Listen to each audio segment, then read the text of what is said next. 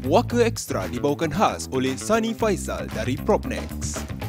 Anda ingin jual beli hartanah, mencari rumah idaman anda atau sedang mencari commercial space untuk bisnes dan sebagainya?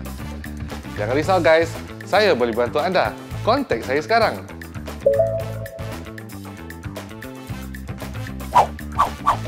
Selamat menonton ya guys. Assalamualaikum semua, kita sekali lagi jumpa dalam Puaka Extra. Diharapkan anda sekeluarga kat rumah tu sihat. Alhamdulillah. Dan terima kasihlah kerana sudi tonton Puaka Extra dan Puaka Series. Ya. So Ustaz, topik kita hari ini mengenai santau. Yes. Ustaz, tak ada. Apa dia? Tak ada. Ada soalan ke daripada orang-orang tentang santau? So far ada, tapi saya malas nak cari. Bukan, maksudnya ada banyak. Saya ingatlah apa, sebab semua sama. Semua sama. Ada pula sebelum kita ke santau tu, ada cakap dia tak tahu kenapa dengan diri dia, sebab dia ni rajin solat. Baca Quran, dia suka rukiahkan diri sendiri, tapi satu halnya dia boleh macam baca orang, bukan baca orang, macam kawannya, dia tengok muka kawan dia, cakap apa tahu, kau kena santau angin Dia? Orang ni lepas tu kawan dia cakap, macam kau tahu aku tak beritahu siapa-siapa, macam gitu. Dia cakap, aku tak tahu, tu satu. Another one is dia kawan dia punya barang hilang. Lepas tu dah menggelacar gitu kan, dah kalut sangat macam tu. Terus dia cakap dengan kawan dia, kau cuba pergi balik tempat kedai mana yang kau last makan tu. Sebab orang tu aku rasa ada simpankan barang kau hilang tu. Lepas tu dia pergi, ada. So dia cakap, nak tahu kenapa dengan diri dia, adakah ada, kan? Ni kenapa ada yang macam kelebihan macam ni? Okey, bismillahirrahmanirrahim. So untuk perkara-perkara seperti ini, mungkin ini termasuk daripada ilham yang mana Allah Subhanahu Wa Taala berikan. Maknanya di antara kelebihan yang Allah Subhanahu Wa Taala berikan, tak diberikan kepada orang-orang lain. So ada yang mungkin disebabkan oleh ketaatannya, kemungkinan daripada ibadahnya, pembacaan Al-Qurannya, kemudian dia baca wirid-wirid ataupun ayat manzil dan lain-lain, ma'thurat dan lain-lainnya. So itu mungkin yang Allah Subhanahu Wa Taala sayang dengan hamba tersebut. Jadi dia akan bantulah selagi mana dia bantu orang lain, maka Allah Subhanahu Wa Taala bantu dia. Mungkin.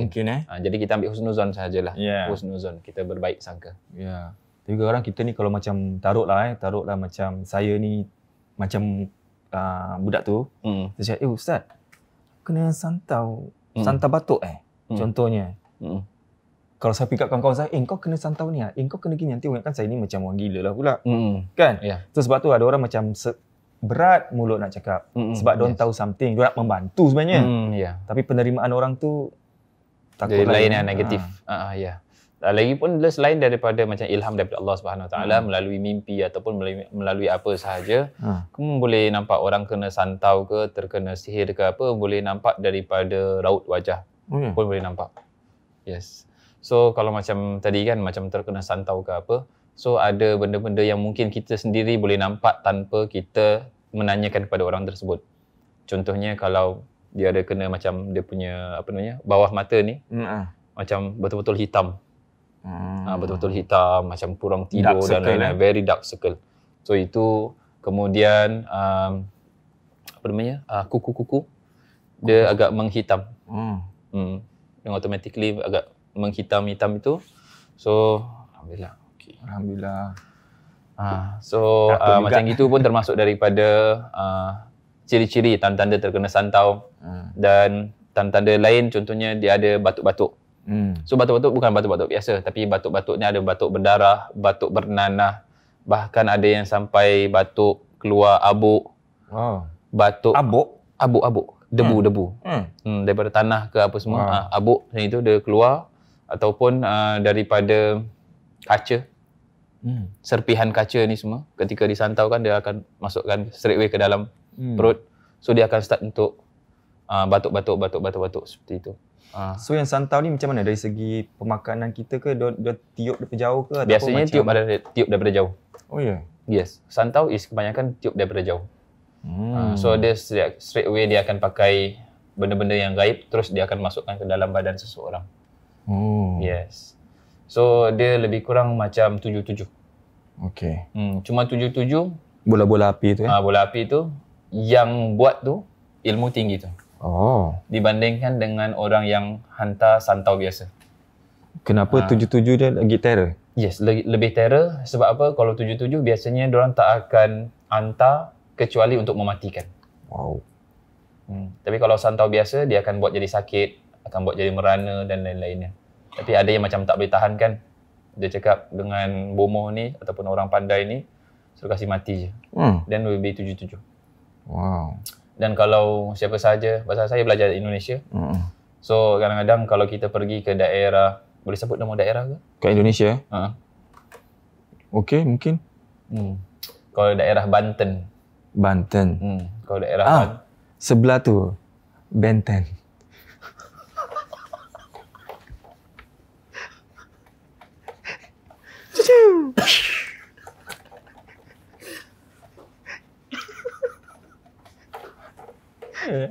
Benten Ya. Benten.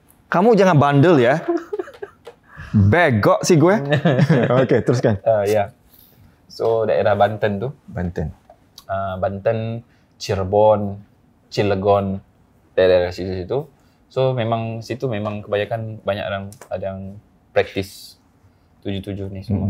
So even if you go there, itu pada awal that time pada awal tahun 2000. So nampak ada 77.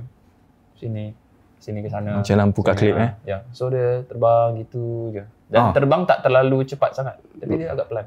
Habis kalau kita nampak macam contohnya So kalau ternampak seperti itu, apa yang diajarkan oleh guru ruqyah saya adalah kita tunjukkan 77 tu sampai kita baca la haula wala quwwata illa billah. Tidak ada daya dan upaya melainkan hanya Allah Subhanahu Wa Taala. Maka 77 tu akan pecah di langit tu juga. Kau tak sempat nak baca tu? Macam ada orang macam yalah tuan tak tahu. Ini sebab apa? Tak tahu nak baca lah. Tak tahu. Tapi dah buat macam mana? Dah benda tu dah jalan? Macam terperingat, ada orang cakap macam just tegur je. Apa tu? Tu dia meletup. Tegur. Tapi biasanya kalau tegur pun dia tak inilah. Biasanya seperti itu. Dia akan baca la haula wala quwwata illa baru dia akan. Saya pernah nampak sih. Pernah nampak? Pernah nampak. Kat Singapura? Saya tinggal mana Ustaz? Tak, mana tahu awak ni artis-artis ni travel pergi Malaysia lah, pergi Indonesia lah. Dia orang besar, kita orang kecil je. Sima level lah. Nampak kan ada suara? Apa kata tersantau suara tu? Saya gurau. Nah, maksudnya saya tengah baring. Kan tingkap kan? Kan? Tu nampak tu tuju. Apa? Saya bangun. Saya bukan takut macam, apa tu? Macam excited. Terus pergi hilang. Can be santau. 77. Mungkin, yalah kalau awak nampak pun tapi mungkin. Tapi awak nampak yang tinggi punya ke yang pendek punya? Saya tinggal tinggi. See my level lah. Itu kan 77 lah. I don't think that one 77 lah. That one tu 88 lah. Nak kena 55? Okey. Okey. Kan daripada tuju kasih orang sakit kan bagus tu tujukan lagu. Betul. Tujukan lagu pada orang yang tak sayang. Tuju sampai kat rumah buka. Saya tujukan lagu ini untuk anda. Selamat Hari Raya. Okey, kita jangan merepek. Okey, cakap pasal 77 ni, santau ni semua. Okey, kalau seseorang tu macam selisih lah, kawan awak ke, family awak ke terkena santau, apa yang harus diorang lakukan? Kalau macam nak cari, kadang ada orang macam takut, bukan takut, macam dah kancong, kalang kabut.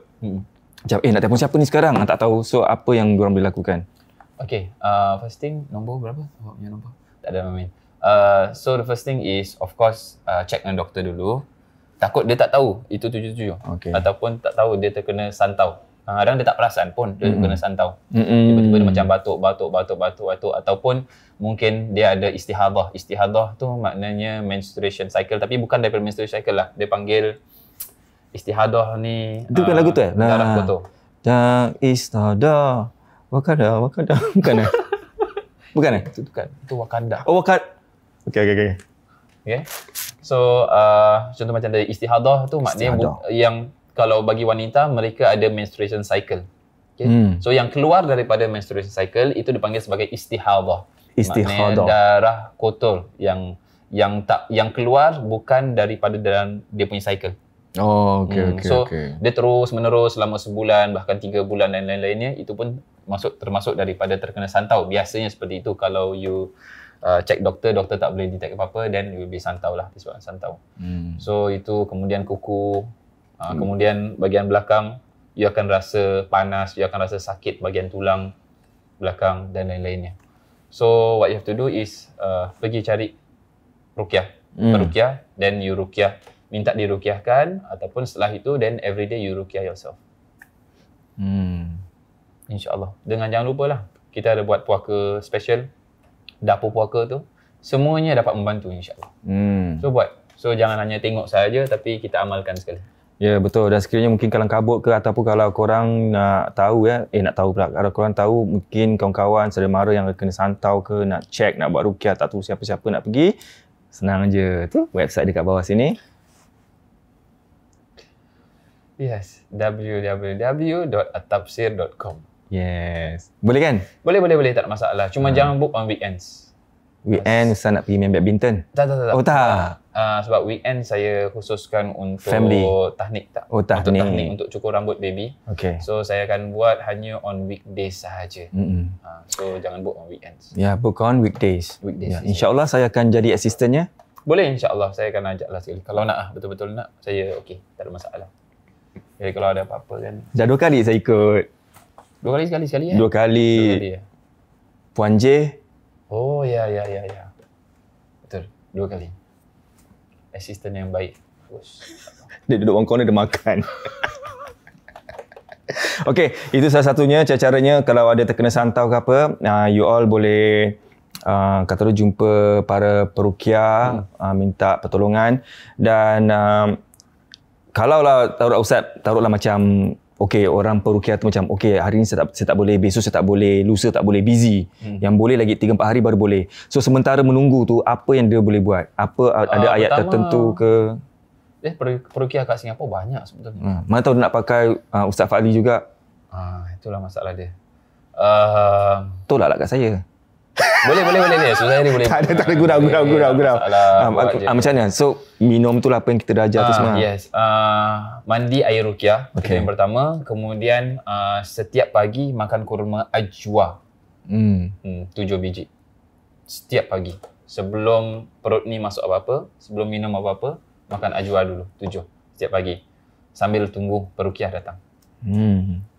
So kita dah settle pasal santau? Ya. Ada benda lagi information kita nak bagi? Tak ada insyaAllah. Tak ada. Okey, satu lagi ni pasal pelalau. Ada orang tanya, so jadi apakah itu pelalau? Pelalau tu apa Ustaz? Dia macam penghalang. Oh. Penghalang rezeki, penghalang jodoh, penghalang bisnes, penghalang semua penghalang.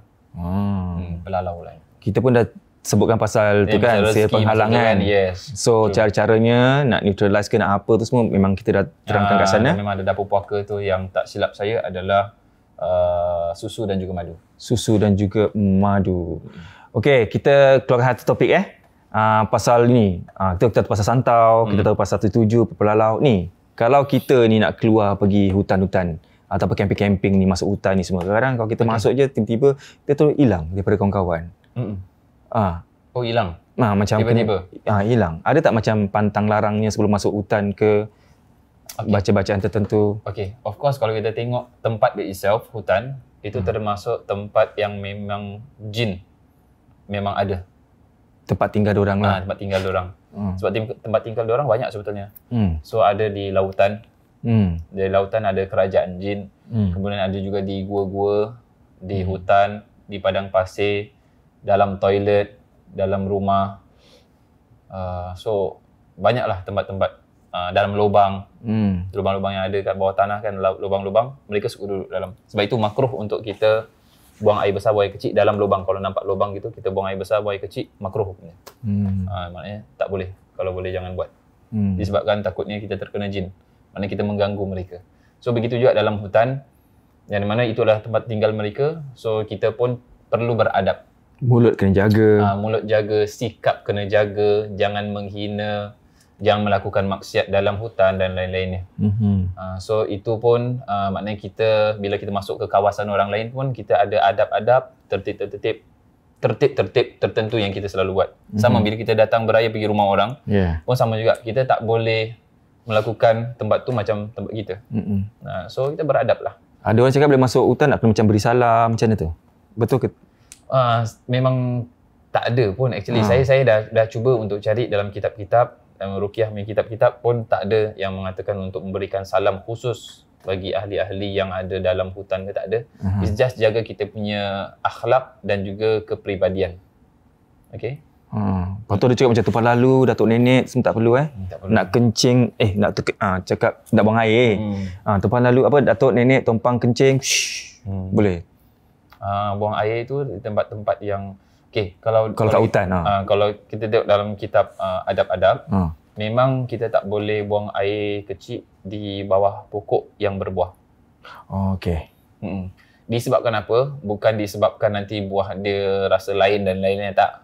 Tapi disebabkan takutnya buah tu jatuh memang dah ripe. Ripe ni apa? Kena? Buah tu jatuh kena? Ripe tu apa? Dah masak. Dah masak kan?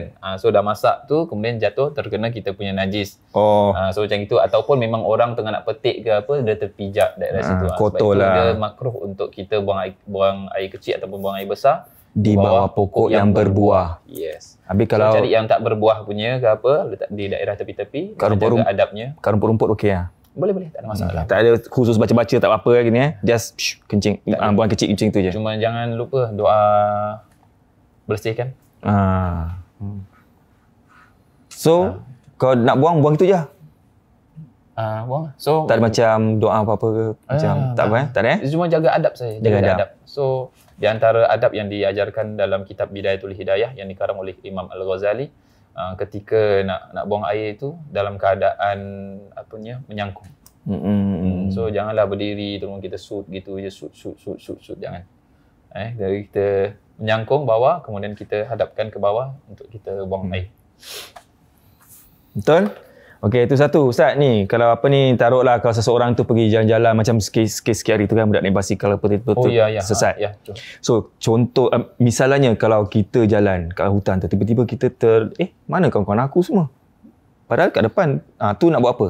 Kalau dah keadaan macam tu. So, first kali ada selalu baca Bismillahirrahmanirrahim. Yang kedua adalah baca ayat kursi. Kemudian yang ketiga, boleh tambah lagi dengan bacaan ayat Quran. Aynama takunu ya'ti bikumullah jami'an. Innallaha ala kulli syai'in qadir. Tu je. Itu cukup. Terus sekali baca. Pelan-pelan. Bismillahirrahmanirrahim. Aynama takunu ya'ti bikumullah jami'an atau bikumullaha jami'an. Innallaha ala kulli syai'in qadir. Tu nanti kita akan tagkan sekali lah. Tengah letak kat bawah sini tu. Kita akan letakkan sekali insya-Allah. So baca gitu je. Terus baca. Aynama takunu ya'ti bikumullaha jami'an. Innallaha ala kulli syai'in qadir. Terus boleh. Itu cara macam mana kita nak scan actually post tu. So contohnya kalau seseorang tu macam mana? Dah scan belum? Saya tak scan orang. So contohnya kalau kita peruqyah, kita dah keluarkan maknanya jin dia bilang dia dah keluarkan, kita akan cek. Dan biasanya mereka akan sembunyi di tempat-tempat di pergelangan tulang ataupun what you call it joints. So ni cari sini sambil kita pegang aynama takunu ya'ti bikumullah jami'an innallaha ala kulli syai'in qadir. Duduk macam ni. Sambil baca-bacalah. Contohnya gitu kan. So kita baca aynama takunu ya'ti bikumullah jami'an innallaha ala kulli syai'in qadir. Aynama takunu ya'ti bikumullah jami'an innallaha ala kulli syai'in qadir. Aynama takunu ya'ti bikumullah jami'an innallaha ala kulli syai'in qadir. Contoh begitu di pergelangan tulang, ada tangan dan lain-lainnya, kaki, lutut, bawah semua. So kita akan cek. So daripada ayat Al-Quran tu itself, insya-Allah dia akan membantu. Okey. Kita rasa kita dah cover semua pasal santau, pelalau, 77 dan juga hutan, adat macam mana nak masuk, macam mana nak masuk hutan tapi jaga adat kita, adab kita bila nak masuk hutan. So saya rasa itu saja untuk topik kita kali ini. InsyaAllah. Okay. Mungkin boleh tambah satu lagi? Boleh. Apa? Kalau nak masuk hutan tu ada sekarang dah kena pakai scan. Ada ini tertentu ke? Ada niat-niat tertentu ke nak masuk hutan tu? Untuk apa nak masuk hutan? Tak ada, cycling, motorbiking pula. Naik motor. Okey lah. Kalau macam motor sama cycling itu terpulang lah. Lepas itu tu, boleh itu riyadhah. Jogging. Brisk walking, jogging. Brisk walking. Itu semua okey lah, tak ada masalah lah. Cuma jangan pergi hutan nak cari. Nak cari kayu, Kira nak cari benda-benda tu semua. mereka. Itu buat apa jadi masalah. Kan? Tapi ada yang kemungkinan yang seperti itu kan. So best not to lah. Jangan, selagi kita tak diganggu, jangan kita ganggu. Daripada kita cari mereka, lebih baik kita cari ilmu ukrawi. Baiklah, sampai sini saja kita punya topik, dan sekiranya diberi kesempatan, kita jumpa minggu hadapan dengan topik-topik yang lebih menarik. InsyaAllah. Ya. Okay. Kalau apa-apa nak bagi saranan ataupun nak tunjukkan gambar apa-apa untuk kita ketengahkan dalam Puaka Extra, korang semua boleh hantarkan di puakasg@gmail.com, dan jangan lupa ikut kita di Instagram Puaka SG. Dan juga jangan lupa untuk like, share dan juga subscribe. Dan juga jangan lupa untuk tekan butang loceng untuk mendapatkan notification ketika kami uploadkan video yang terbaru. Ya, dan sekiranya nak beli merch, baju-baju kami ni semua, okey, itulah salah satu caranya untuk korang menunjukkan korang bagi sokongan pada kami. Boleh ke website kami iaitu www.puakasg.com, dan kalau nak barang-barangan seperti daun kesom pula, apa tu? Daun bidara. Daun bidara. Daun kesom. Apa nama dia? Balm spray tu boleh ke atapsir.com. Okay, sebelum kita akhiri, satu sikit. Sama ada orang email juga. Kat mana kita nak cari pokok bidara? Ustaz beritahu kat mana tu? Kawasan mana? Sebab saya dah beritahu kawasan di Hague Road ada jual, di market sana. Kawasan Geylang mungkin ada sikit. Kawasan Chompang ada. Di kawasan Khatib pun ada. Ya. Dan yang lebih senang, Google lah Nursery Singapore tu, telefon. Sebab orang bangsa Tionghoa ni, Cina ni pun diorang tahu sebut bidara juga. Just cakap bidara je orang tahu. Pita lah. Ya, boleh. Betul. Okay? Kita jumpa. D dia jadi T. No, pita lah. Bidara R. Kita bukan apa, memang cakap juga, pita lah. Okay, betul kan? Kalau dengar cakap pita lah, maknanya betul. Saya bukan nak menghina. Bukan, memang betul. Pita lah. Nak bagi tahu, jangan terkejut. Okay? Sampai situ saja. Kita jumpa di minggu hadapan, insya-Allah. Jumpa lagi. Assalamualaikum. Wassalam. Bye.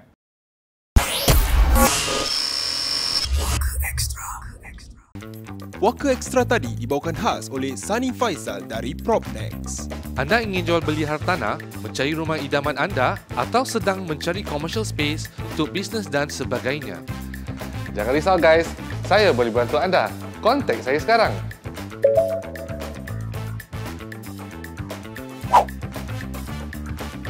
See you next week ya guys.